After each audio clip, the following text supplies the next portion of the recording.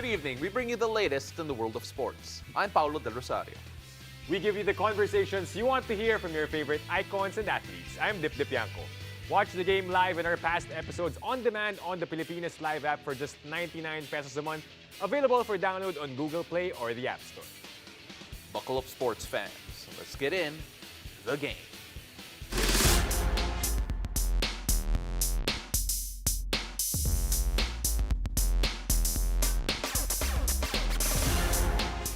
Yep, we're still not over it. The Philippines was treated with the greatest international basketball teams in the 2023 FIBA Basketball World Cup. Now, naturally, this also included the biggest hoop superstars and icons. But there were a couple of standouts that may not have started out as household names. But it is surely in the world's radar after their spectacular performances just a couple of days ago. Joining us to give his favorite players that he witnessed is basketball analyst Tyler Tio. Ty, grabe, first of all, your overall experience discovering these new talents. Because we were all familiar with the NBA superstars of each team, but they weren't the only ones shining in the World Cup. For sure. I mean, I was expecting the NBA players to, get majority of the spotlight, but when I watch these guys from Europe, man, they're different. I mean, they play the game the right way.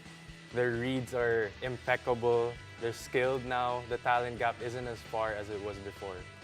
It's hard to watch these players, of course, when they play in their own local leagues. And we mentioned practically unknown to us, but in the World Cup, they made themselves known. And one of them is Arturs Zagars from Latvia. What impressed you the most about this guy with the way he played? This guy, I mean, we were talking about it earlier. I told you, I fell in love with this game when I watched the Latvia-Germany game live. Just the way he controls the game, pure point guard, super skilled. He can shoot. If you back off him, he'll pull up. If you play up, he'll drive, he'll create for his teammates. And there's just nothing he can't do. And I think he deserves a spot in the NBA. You know, you take a look at Arturs Zagars. What you mentioned, he was being a pure point guard. The way that he had basically everything in his bag. Yeah. You take a look at what he did. What impressed you the most with the way that he ran the team? For me, it's his reads. Because in FIBA basketball, you have a split second to make decisions. Yeah. And he makes, it seems like he makes the correct decision every single time.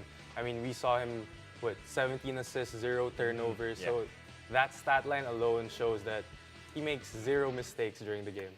A FIBA record against Lithuania, surpassing Tony Kukoc's 15 assists in the tournament. And next up, we have this guy, shot the dagger 3 against USA in the semifinals, Andreas Obst. What did you like about his style of play for Germany? I love those kinds of players, man. He's a catch-and-shoot player. When he's open, he's going to shoot it. He comes off screens. But the thing that's underrated with a guy like that is the gravity that he takes from defenses. So it allows guys like Dennis Schroeder, Franz Wagner to attack the lane with no help, basically. I mean, we saw Dennis Schroeder with that crucial layup. There's basically one-on-one, no help, right? It's because of those shooters. How calm was he when he watched Tyrese Halliburton fly by and slip after making the fake and hitting the dagger 3? I mean, that's just the hours of hard work kicking in, man. You gotta have that confidence when you're in that situation, and he had that. And of course, here's a familiar name to everyone. Itong si Anthony Edwards came in probably with the billing of potentially the biggest superstar in Team USA. And the way that he delivered, I personally found it more compelling when he only scored the 3 points, but still moved the ball around, still was effective, and was still really, really happy despite only having those 3 points. Exactly. And I mean, I think that just goes to show his maturity. And I mean, you mentioned it, he was the biggest star coming in, and I think he performed even despite that 3-point game. And you can just see that his level of play is a little bit, more elevated compared to his teammates. And I feel like, when Team USA finally decides to bring out the big guns during the Olympics, I feel like he deserves a spot. Only the player that will make it to the Olympics you mentioned could be. I feel like it's him. He's the only guy there. Yeah. Ooh. Well, how about Bridges? I mean, when you got guys like KD, LeBron at his position, it might be tough. Okay. Anthony Edwards' caliber, there was this one game where he was scoreless in the first half and ended up scoring 20-plus points at the end of that game. But you also have some honorable mentions in your list. You mentioned here Mo Wagner and Isaac Bonga. For me, they're the unsung heroes of Germany, especially during that finals game. Mo Wagner, obviously his brother, played great. Yeah. He was the guy that had most of the recognition. But Mo Wagner, he's perfect for the FIBA style play because he's physical, he can shoot, he can pass, he can dribble, and we saw his value, how valuable he was to this Germany run. Yeah. And Isaac Bonga, I feel like he was the Swiss Army knife for Germany. I mean, he was bringing up the ball, he was defending the team's opposing best player. So, I mean, those things don't show up in the stat sheet, but they're super valuable. I know watching all of these guys on TV normally is already a privilege, but in seeing them up close is something else. What do you feel has your exposure to them live would do to your game in particular, especially na, PBA is coming up in November. Right, I want to see some Arthur Zagars in Tyler Teo. I might get some, dribble pull-ups from Obs there. So it's huge for me because on TV, I mean, obviously you see the highlights, you see how they score, but when you see it live, you see how they get open, those little pushes, those little nudges, those little shoulder fakes from Schroeder, those super valuable for me, and I definitely will take them into my game. You were able to catch a number of games during the World Cup. If you can just choose one, which would you think is that best game that you were able to see live? Best game? Yeah, best game for you. It's got to be the finals, Okay. Serbia and Germany, because you could just see how much both teams wanted it. Yeah. I mean, both of them were playing 94 feet defense, Yeah. full court press, diving for loose balls, and it was just beautiful basketball to watch. Yeah, it was. And you have a lot of choices, by the way, of which games to pick. I'll personally, USA, Germany, that was Yes. incredible. But we could go on and on with our favorite picks. But Ty, maraming salamat. Really appreciate you being here to talk more FIBA basketball. I know you've done a lot already, especially with the fan stream. So we really appreciate you still coming over. Thank you. And after the break, we'll find out about the preparations of the Philippine gymnastics team for the upcoming Asian Games. Stay tuned. You're watching The Game.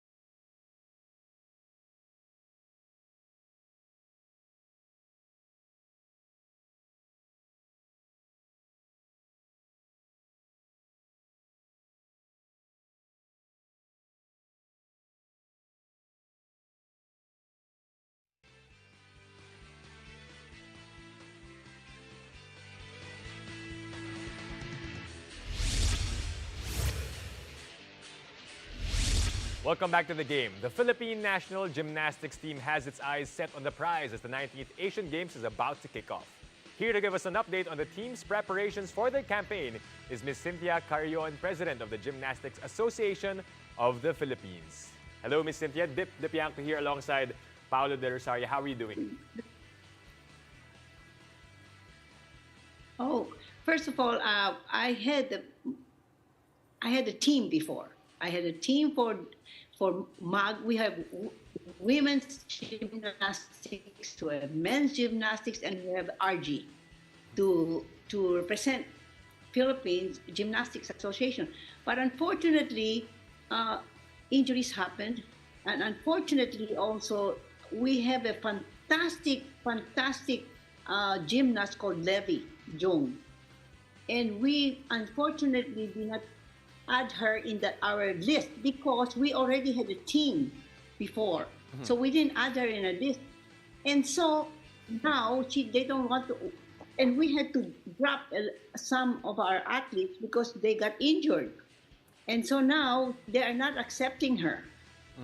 And the fact that they're not accepting her, in spite of all the president of the federation was here, the president of the AGU was here in the Philippines, and in spite of all their pleadings, they still don't want to accept her. So I think if we don't want to accept her, we are not going to send a team, our women's team there. And also, I've been asking Leah Finnegan and Kylie to please not go anymore to the Worlds with me, Belgium, and just to do the Asian Games, because they have more chances to win in the Asian Games. But they don't want. They want to go to the World. So, Ma'am Cynthia, just to clarify, especially when we're talking about our team's Asian Games, who do you think we should watch out for the Asian Games, or at least the fans of Philippine gymnastics to actually be excited about pagdating sa China po?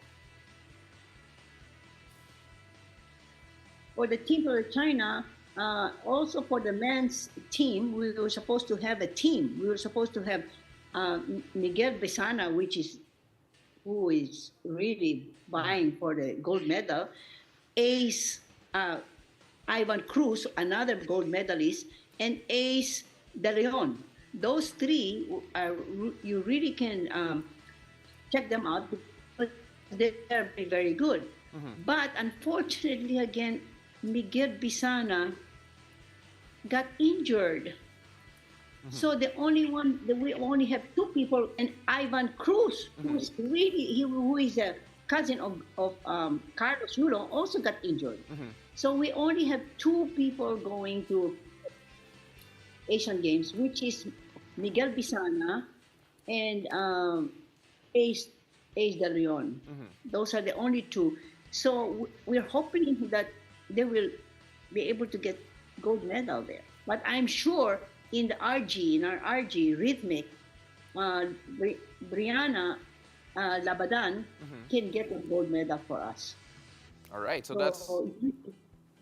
that's exciting po. Of course, with the likes of Sina Alia, with the likes of even si Levi Jong Ruvivar, there are more and more talent coming in our gymnastics team. How excited should we all be? I know the Worlds are going to be happening along very soon as well. Pero on a personal level po, how excited are you for yung development ng gymnastics program ng Pilipinas? It's very, very good development. It's just that if they only accept our gymnasts to play, we will for surely win medals. But I'm not accepting a gymnast. So I'm very, very happy with where we're developing. We're developing very, very, very strong. Even our juniors are doing very, very well. You know that Isa is coming back from the United States on the 17th, and she's really she's been training in the U.S., and so she's coming in strong. And also Eldrew is also coming in strong. So we have a lot of gymnasts coming in very, very strong. So look forward to gymnastics, you know. Despite all the challenges, ma'am, I mean, those gymnasts who are sure to compete in the Asian Games. How do you think are their preparations? Yes. Are you ramping up the training now that we're just a week away from the Asian Games? Yes. In fact, I'm putting them in a training camp right now. Just pure training camp so they can really concentrate and focus on winning that medal for gymnastics. Because I will not even be there, and I'm very, very sad not to be able to be there because I will have to go with Carlos Yulo in the World's Championship because I need to be there. Because do you know that Coach Mooney is not the coach of Carlos Yulo anymore? The Japanese coach is not his coach anymore. So he needs me very badly to be with him because I'll be his manager, his everything while I'm in, and he's vying for all around in the World Championship. Yes, he is. All around.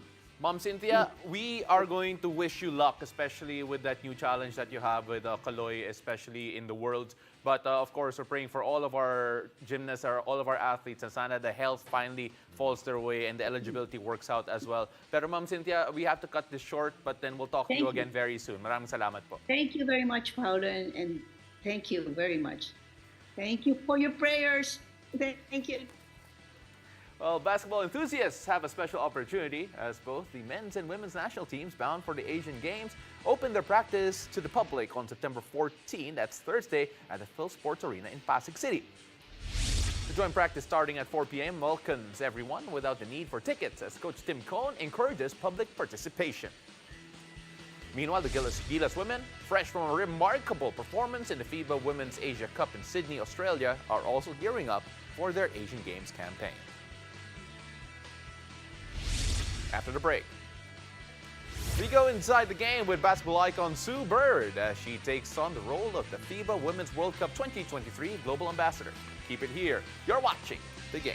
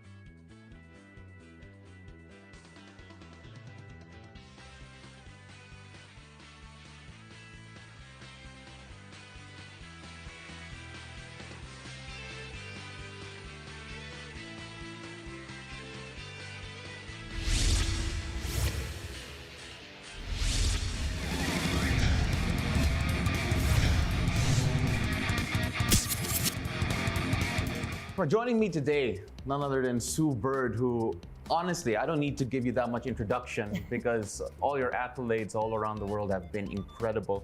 Olympics, World Championships, WNBA championships. We'll talk about whether or not it's a World Championship or NBA Championship. That's a whole discussion. Yeah.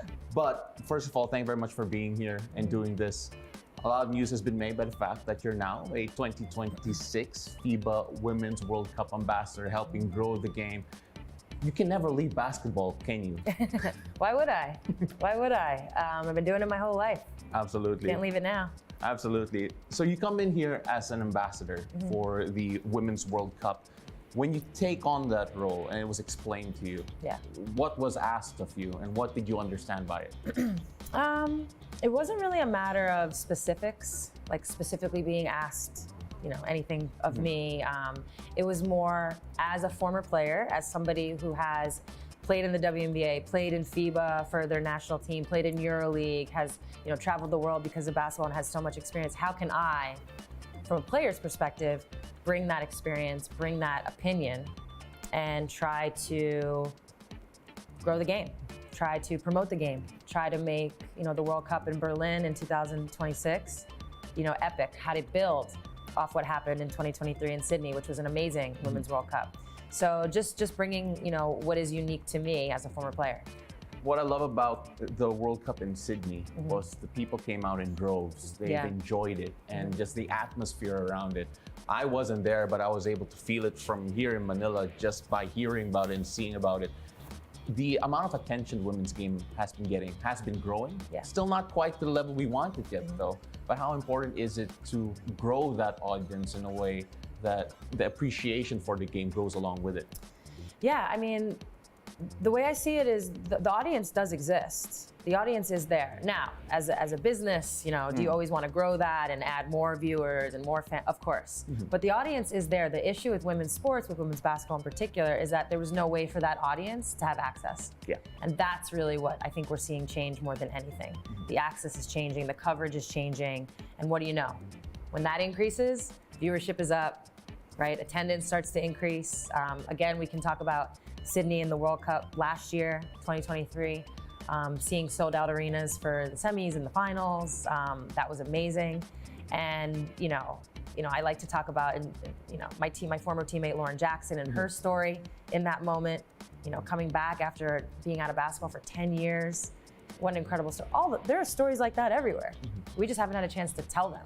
There hasn't been the platforms to tell them. But now we have those, and again, that's why I think you're seeing the increase. I love hearing stories like that, especially for the women athletes who aren't able to commit to the game as much as they want to for whatever circumstance in life.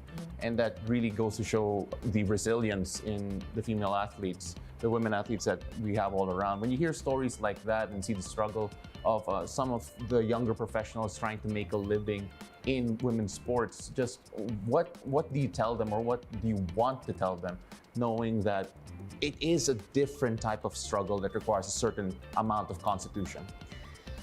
Well, I can go either a couple ways on this one. I do think that the life and the journey of a woman's athlete, obviously I can speak to basketball better than anything, is there's struggles in terms of you have to take care of your body, you have to be on top of your game, you have to have the right resources to do that, it's this simple, to be healthy. Yeah. And I think, you hear stories all the time about male athletes and how they spend, $1 million on their bodies in the off season to stay sharp.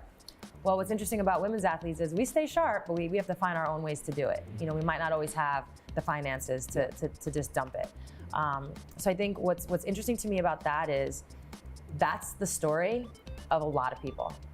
That's not unique to women's athletes or women's basketball players. I think anybody who's watching this probably has a moment of time in their life where they've had to figure it out and grind and find ways to stay on top of their careers without all the resources, opportunities. And in some ways, that's where there's a connection, I think. Yeah. I think fans, that's why they feel connected to us. There's a similarity there. And I find that to be really special. But back to your question, it can be hard. And then I think my messaging is, it's worth it.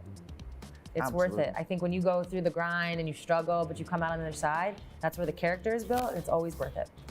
Another thing that I love to touch on is that you actually did an interview recently, or had a statement recently about how women's sports and education are intertwined, that have to be connected, and helping grow the game, especially at the grassroots level for young girls all over the world. Just using sports as a way to educate, it's part of education for younger women. Just how important is it to emphasize that in particular? Well, I think so. Where that question kind of stems from is the fact that a lot of young girls, they start in sport. It's not the participation. The issue with participation isn't that people don't start it. Young girls start sports. They get into it. They just drop off. They just stop. They don't continue. I think there's a lot of reasons why this is true. One, in my opinion, one is when we don't lift up and prop up our pro leagues. Yeah. I don't think these young girls can really look to something and imagine and you hear stories of male athletes all the time. I mean, we're at the Men's World Cup. Who better to talk about than Luka Doncic? He at 11, 12 years old is trying to be like LeBron. He's seeing it. Yeah. And for women, we don't always have that. And I think for young girls, it's easy to drop off when you don't have that dream to dream. But with that, another part is the encouragement around that is the education piece, right? What you're learning from sports, the life skills, what you're going to take with you forever. Everything I do in my life is somehow influenced by me being an athlete, and not an elite athlete. Yes, that's a part of it for sure. That happens to be my path. Yeah. My path was to be, on Olympic teams and whatnot.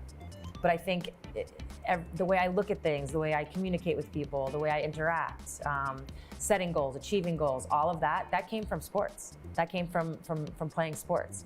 And so there's so many life skills to take with you when you start sports early as a young person and when you continue. It doesn't mean you have to go to any kind of level. It doesn't matter the level. You're still going to learn these things, and that's why it's so important. When we talk about the World Cup that you will be the ambassador of, the audience has grown, more eyes are on the game, not just in the United States, but all over the world. The level of competition is rising. Yep.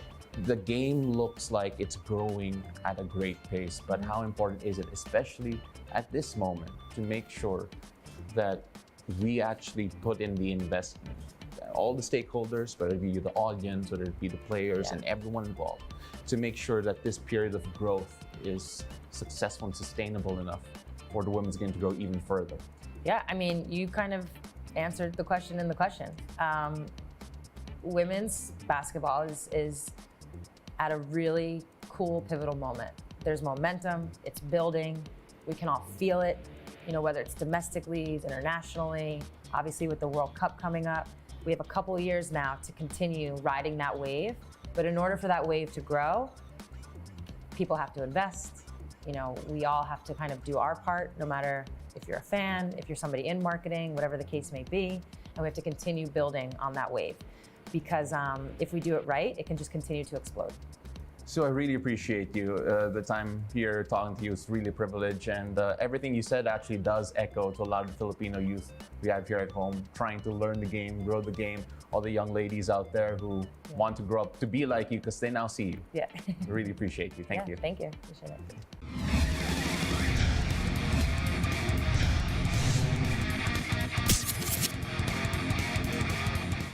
Thank you for joining us. I'm Dip Dipianco. Catch us weeknights here on One News and on the Pilipinas Live app, where you can watch us live and our past episodes on demand for just 99 pesos a month. Available for download on Google Play or the App Store. I'm Paulo Del Rosario, and this has been The Game.